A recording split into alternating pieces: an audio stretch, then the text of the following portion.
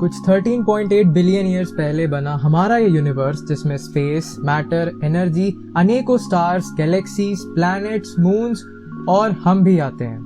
The universe is everything that exist, has existed और will exist. So hello everyone, welcome to our channel WOF world of facts. और आज की video में हम बात करेंगे यूनिवर्स के अनेकों सोलर सिस्टम्स में से एक हमारे सोलर सिस्टम के बारे में। What is solar system? Solar system, इसमें वो सारी चीजें आती हैं जो कि सन या किसी स्टार के ग्रेविटेशन पुल की वजह से उसके चारों ओर घूम रही हैं।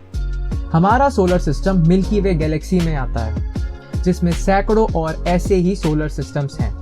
हमारे सोलर सिस्टम में 8 प्लैनेट्स हैं: मरकरी, वीनस, अर्थ, मार्स, जुपिटर, सैटर्न, यूरेनस और नेपच्यून, और इसी पोजीशंस में अलाइंड है। इन 8 प्लैनेट्स के लिए सन इकलौता सोर्स है लाइट और हीट का। इन प्लैनेट्स के पास कुछ 200 से भी ज्यादा मून्स हैं, जिसमें सबसे ज्यादा जुपिटर और सैटर्न के पास हैं, 79 और 82। मार्स और जुपिटर प्लैनेट्स के बीच में एक मेन बेल्ट है, जिसमें लाखों रॉक्स और एस्टेरॉइड्स हैं। इनफैक्ट हमारे पास 5 ड्वार्फ प्लैनेट्स भी हैं, जिन्हें हम प्लैनेट्स में काउंट नहीं करते: एरिस, सेरेस, मेकमेक, प्लूटो और होमिया। ये सारे मेजर ऑब्जेक्ट्स और करीब 5 लाख से भी ज्यादा ऑब्जेक्ट्स हमारे सोलर सिस्टम में आते हैं, जो कि सन के चारों ओर चक्कर लगा रहे हैं उसकी ग्रेविटेशन पुल की वजह से। बट हमारा ये सोलर सिस्टम बना कैसे? साइंटिस्ट का कहना है कि हमारा सोलर सिस्टम कुछ 4.5 बिलियन ईयर्स पहले बना था, वो भी एक बड़े से मॉलिक्यूलर क्लाउड से।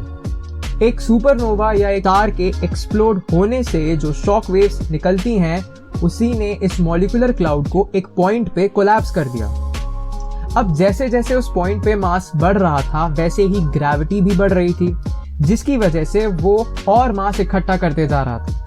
जैसे कि उस मॉलिक्यूलर क्लाउड में हाइड्रोजन का कंसंट्रेशन ज्यादा था और उस पॉइंट पे बढ़ती ग्रेविटी से प्रेशर इतना बढ़ गया कि वो हाइड्रोजन हीलियम में कन्वर्ट होने लगी, और इसी न्यूक्लियर फ्यूजन से बहुत सारी एनर्जी निकली, जिससे हमारा सन बना।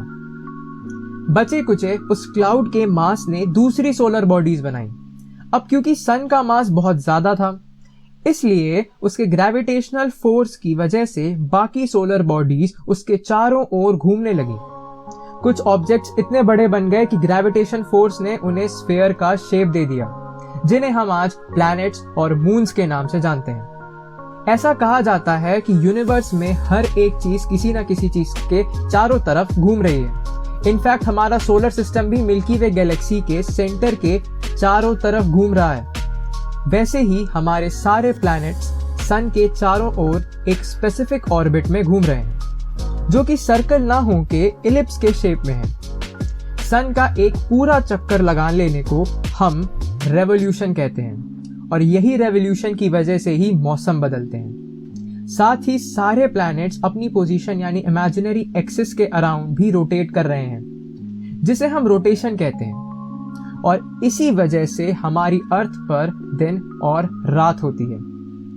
हमारे सन का रेडियस कुछ 6,96,340 किलोमीटर है, और उसका टेम्परेचर 5,778 केल्विन यानी कि 5,505 डिग्री सेल्सियस है। हमारी अर्थ सन से ना ज्यादा दूर है ना ज्यादा पास, वो एक सफिशिएंट दूरी पे है, जिसकी वजह से यहाँ लाइफ फॉर्म्स यानी हम सब एग्जिस्ट कर पा रहे हैं।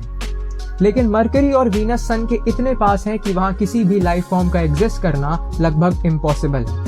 साथ ही नेपच्यून और यूरेनस इतने दूर हैं कि वो सबसे कोल्डेस्ट प्लैनेट्स माने जाते हैं।